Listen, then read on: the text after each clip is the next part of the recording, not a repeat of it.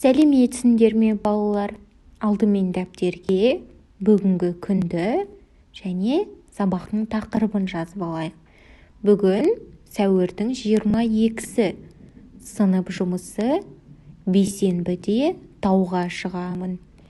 Бүгінгі сабақта біз аптаның күндерімен танысамыз. Ол үшін жаңа сөздерді тыңда және қайтала. Бүгінгі сабақтың жаңа сөздері: бүгін, сегодня, апта, неделя, дүйсенбі, понедельник, сейсенбі, вторник, сәрсенбі, среда, бейсенбі, четверг, жұма, пятница, сенбі, суббота, жексенбі, воскресенье. Тағы да бір рет қайталайық. Бүгін, сегодня, апта, неделя, дүйсенбі, понедельник, сейсенбі, вторник, сәрсенбі, среда, бейсенбі, четверг, жұма, пятница, сенбі, суббота, жексенбі, воскресенье. Аптаның күндерін тағы да бір рет қайталайық. Дүйсенбі, сейсенбі, сәрсенбі, бейсенбі, жұма, сенбі, жексенбі.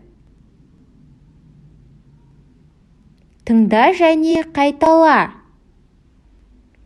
Бүгін дүйсенбі. Дүйсенбіде сабақ басталады. Бүгін сейсенбі. Сейсенбіде бассейнге барамын. Бүгін сәрсенбі. Сәрсенбіде доп ойнаймын. Бүгін бейсенбі. Бейсенбіде тауға шығамын.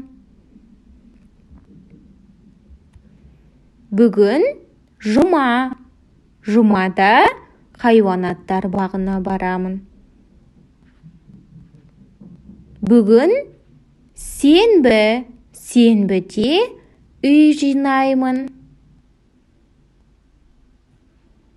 Бүгін жексенбі. Жексенбіде демаламын. Келесі бүгінгі сабақтың тапсырмалары. Бірінші тапсырма: берілген апта күндерінің атын рет-ретімен жаз. Мысалы, бірінші күн дүйсенбі. Келесі екінші тапсырмасы: айтылым тапсырмасы.